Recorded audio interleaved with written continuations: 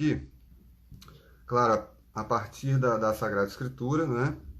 Nós vamos citar aqui o finalzinho do Evangelho de São Marcos, tá? Depois a gente vai ler um pequeno texto aqui da história eclesiástica de Eusébio de Cesareia. A gente está aqui no século III, século IV depois de Cristo. E logo em seguida eu vou ler um relato de Santo Agostinho muito interessante aqui do livro Sons de Milagres, do diácono Ed Wensley. Ele é lá da Inglaterra e ele fez todo um estudo a respeito do dom de línguas, do carisma das línguas ao longo da história da Igreja. Então eu vou citar aqui, só para a gente perceber a ação do Espírito Santo, como que o Espírito sustenta a Igreja e como que ele continua agindo, sabe, de uma maneira harmoniosa ao longo da história, sem nunca deixar de se manifestar, tá? É claro que eu vou fazer um vídeo curtinho aqui, rapidinho, né? Não vou aprofundar, mas só para a gente ter essa ideia, né? Porque ao contrário do que muitos pensam, os dons carismáticos, a ação carismática do Espírito Santo, os milagres que aconteceram na Igreja nascente, eles não cessaram em momento algum na história da Igreja. Claro que em alguns momentos, determinados dons carismáticos se manifestaram mais, em determinados momentos da história, alguns se manifestaram menos, né? E como diz o próprio número 24 da Christi Fidelis Light, alguns carismas vão se manifestando de formas variadas também ao longo da história, e algumas pessoas confundem, né? Pensam que em algum momento o Espírito Santo deixou de agir carismaticamente ou através de milagres e de graças extraordinárias, né, ao longo da história do cristianismo, sobretudo na história da Igreja. E claro que se a gente estuda a vida dos santos, a gente vai ver que, de fato, o Espírito Santo sempre agiu, né, sempre se manifestou, sobretudo também com carismas extraordinários, dons extraordinários e milagres também extraordinários, tá? E tudo parte daqui, tá? Só para a gente não fazer uma citação solta, eu vou ler Marcos capítulo 16, a partir do versículo 15, né? E nós vamos até o 20 aqui. Eu estou com a tradução do padre Matos Soares, da década de 50, uma tradução que ele fez direto da Vulgata Latina de São Jerônimo, tá? Então é uma tradução bem fiel aí naquilo que a Igreja nos pede. Disse-lhe Jesus: ide por todo o mundo e pregai o Evangelho a toda criatura. Aquele que crer e for batizado será salvo. Aquele, porém, que não crer será condenado. Eis os milagres que acompanharão os que crerem. Então ele fala de milagres que vão acompanhar todo aquele que crê, né? E aqui ele está fazendo uma relação, né, da manifestação carismática com o anúncio da Boa Nova, com a evangelização, tá? Que milagres são estes? 2 pontos. Expulsarão os demônios em meu nome, falarão novas línguas, manusearão serpentes, e se beberem alguma coisa mortífera, não lhes fará mal. Imporão as mãos sobre os enfermos e serão curados. O Senhor Jesus, depois que assim lhes falou, elevou-se ao céu e foi sentar-se à direita de Deus. E eles, tendo partido, pregaram por toda a parte, cooperando com eles o Senhor e confirmando a palavra com os milagres que a acompanhavam, né? Então a gente conhece muito bem esse texto. César está presente aí? César, Deus abençoe, meu irmão. A paz. Então a gente vê que ele faz uma relação aqui de determinadas graças, né, decorrentes da evangelização, do anúncio querigmático da palavra de Deus, né, do anúncio da Boa Nova. E a gente então, né, tem ali depois o livro dos Atos dos Apóstolos, né, a gente vai ver que isso tudo continua, mas para alguns pensadores ao longo da história da Igreja, né, e hoje infelizmente existe ainda uma linha teológica, né, cessacionista, que prega que os dons cessaram, que os dons, os carismas, os milagres só foram necessários durante o período de fundação da Igreja, né? Mas a gente viu aqui, conforme a narrativa de São Marcos, né? E a gente sabe que Marcos ele escreve a partir das pregações que São Pedro estava fazendo ali quando estava em Roma, né? Exercendo ali o seu pontificado. Então ele fala de coisas que ainda, né, que continuariam a acontecer, ou seja, que perdurariam, né, conforme a necessidade da evangelização. E a gente ainda está, né, a gente olha para uma sociedade hoje que praticamente se esqueceu que Deus existe, né, e até mesmo cristãos vivendo como se fossem pagãos, né, e a gente vê que essa necessidade ela é a mesma, né, é a mesma e talvez até mais ainda, né, num certo sentido, como foi na Igreja Nascente.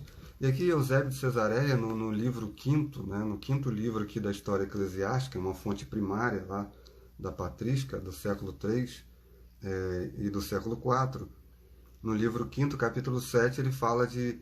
ele cita Santo Irineu de Lyon, né? Santo Irineu nasce no século II ali, no ano 130, mais ou menos, meado do século II, morre no iníciozinho do século III, e ele cita aqui uma parte do livro Adversos Hereses, né, quando Santo Irineu escreve, então, contra aquelas primeiras heresias ali do tempo dele, né, e ele, então, alega justamente que a igreja, né, os fiéis ainda realizam milagres.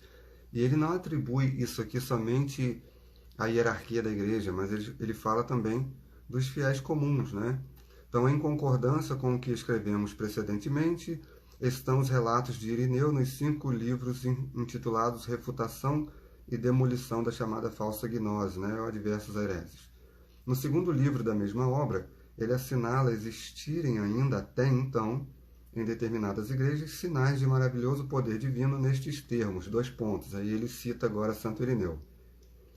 Longe deles o pensamento de ressuscitar um morto, como fez o Senhor e como obtiveram os apóstolos por meio da oração. Aconteceu, porém, mais de uma vez na comunidade dos irmãos, que em caso de necessidade, toda a igreja local o pedia com muitos jejuns e súplicas, o espírito do defunto voltava, e, atendida a oração dos santos, ele revivia. Irineu observa ainda após outras notas, 2 pontos. Se eles assegurarem ainda ter o Senhor, só aparentemente operado tais coisas, reportamo-nos aos livros dos profetas. Então ele está refutando aqui uma alegação, né, dos gnósticos de que só Jesus realizou milagres, né, que ele só realizou milagres, né, enquanto esteve entre nós ali. Os milagres então cessaram também com a morte, né, de nosso Senhor. Então por isso que ele está dizendo, se eles assegurarem ainda ter o Senhor só aparentemente operado tais coisas, ou seja, então eles alegavam que Jesus realizou estas coisas, mas que não eram uma realidade, né? Era, de certa forma, só uma aparência, né? Como se não tivesse acontecido de fato aquilo, né? Então ele diz, reportamos-nos aos livros dos profetas. Em concordância com estes, demonstraremos que tudo não apenas foi predito desta forma. Então, Santo Irineu aqui aponta para citações dos profetas que já diziam, né, que a vinda do Messias seria também acompanhada de manifestações de milagres extraordinários, né? Demonstraremos que tudo não apenas foi predito desta forma, mas foi exatamente realizado e que só ele é o Filho de Deus. Por esta razão, é também em seu nome que os verdadeiros discípulos, pela graça, praticam a beneficência segundo o dom que recebeu cada qual. E aí ele vai falar de algumas coisas interessantes agora, né? E a gente parece que a gente está lendo uma continuidade do Evangelho de São Marcos neste exato momento. Uns, de fato, expulsam os demônios com firmeza e em realidade, de tal modo que muitas vezes os que se viram livres dos espíritos malignos creem e permanecem na igreja. Outros têm presciência do futuro, visões, palavras proféticas. Outros curam os doentes por imposição das mãos e restitui-lhes a saúde. Ainda no presente, conforme dissemos, até mortos ressuscitam e vivem conosco por bastante tempo. E então, né, pergunta Santo Irineu, impossível calcular o número dos carismas que no mundo inteiro a Igreja recebe de Deus em nome de Jesus Cristo crucificado sob Pôncio Pilatos. Ela os emprega diariamente para beneficiar também os gentios, sem defraudar nem reclamar dinheiro. Recebeu gratuitamente por parte de Deus, da parte de Deus, distribuir grátis, né? Que ele cita Mateus 10. E em outra passagem, já para ir terminando, né? Escreve o mesmo Irineu, conforme ouvimos, na igreja muitos irmãos são dotados de carismas proféticos e por ação do Espírito Santo falam todas as línguas, manifestam, quando de proveito, os segredos dos homens e explicam os mistérios de Deus. Estas as referências sobre a permanência até a época de que tratamos dos diferenciados carismas naqueles que eram dignos. Veja que interessante, né? Eusébio de Cesareia, né, falando de Santo Irineu, que está aqui no final do século II para o século III, demonstrando justamente para os próprios hereges, né, o senhorio de Jesus, a divindade de nosso Senhor Jesus Cristo, mediante os milagres que ele realizou e a partir também dos seus discípulos, né, e dos milagres que continuaram a acontecer, conforme Marcos 16, versículo 17, 18, 19 e 20, né, ainda ao longo da igreja. Veja que aqui, né, 200 anos depois, praticamente, Santo Irineu e Eusébio, então, aqui, né, já no século IV, citando Santo Irineu, demonstrando de fato que os milagres, eles perduram, os dons, os carismas, os milagres continuam acompanhando a igreja, a verdadeira igreja de Cristo. E aqui já no Sons de Milagres, tá? Na página 33, tá? Esse é um livro recentemente lançado, acho que é do ano passado, que trata mais especificamente do dom de línguas, um estudo bem aprofundado, né? Ao longo da história da igreja. E aqui na paróquia de Santo Agostinho, tá? A gente já está aqui no século V, tá? Século V depois de Cristo, então a gente já avançou um pouco mais. E o diácono então faz uma citação aqui, uma referência ao livro Cidade de Deus, tá? Um dos livros mais importantes, uma das obras mais importantes do doutor da igreja, Santo Agostinho de Hipona, tá? E ele narra aqui 2 episódios rapidinhos aqui que aconteceram numa Páscoa lá na paróquia de Santo Agostinho, tá? Agostinho deixou claro... Ah, não, perdão. Estou na página errada. É página 30, perdão. Transportemo-nos para a missa da Páscoa na igreja que ele pastoreava na cidade norte-africana de Hipona. Isso faz parte de uma citação, então, dos relatos da Cidade de Deus, tá? E segundo o testemunho pessoal de Agostinho, nascia o dia no domingo de Páscoa e multidões enxameavam a Basílica de Santo Estevão em Hipona, África do Norte. Agarrando-se à paliçada do santuário, aqui ele vai citar o caso de 2 irmãos, tá? Primeiro é Paulo. Paulo orava cheio de fervor, suplicando por uma cura. Era uma pessoa que tinha convulsões, tá? Que tinha um tremor constante e era muito conhecido naquela região. Então, com fervor, Paulo orava, né? Suplicando por uma cura. Inesperadamente, ele cai prostrado no chão, entre aspas, como se em transe, nas palavras de Agostinho. Suas convulsões habituais haviam cessado, né? Agostinho continua. E de repente ele levantou-se e os tremores tinham cessado. A multidão o contemplava com fascínio. De acordo com Agostinho, a igreja inteira logo badalou com o clamor do regozijo. Quase todos romperam em altas orações de ação de graças. Pessoas correram até onde Agostinho estava sentado para lhe contar todo o acontecimento, pois a procissão já estava prestes a começar. Este tal Paulo, né, acompanhado por um grande número de pessoas, pôs-se diante de Agostinho. Agostinho levantou para receber com o ósculo da paz, né, um beijo no rosto que eles costumavam dar entre os cristãos, né, como sinal de reconhecimento. Paulo, este que havia sido curado, Agostinho, perdão, descreve a multidão exultante, clamores de júbilo brotavam de todos os lugares. Graças sejam dadas a Deus. Nenhuma língua ficou em silêncio. Quando a congregação finalmente se aquietou, levaram as escrituras do dia da Páscoa. Agostinho encurtou seu sermão dizendo: queria antes deixar que as pessoas meditassem em suas próprias mentes sobre a eloquência divina da obra de Deus, do que forçá-las a ouvir qualquer palavra minha. Paulo ficou para o jantar. No terceiro dia da Páscoa, veja só, né? As festividades continuaram. Agostinho pôs o homem e sua irmã na frente da congregação, né? Ou seja, né, como que para dar testemunho daquela graça, né?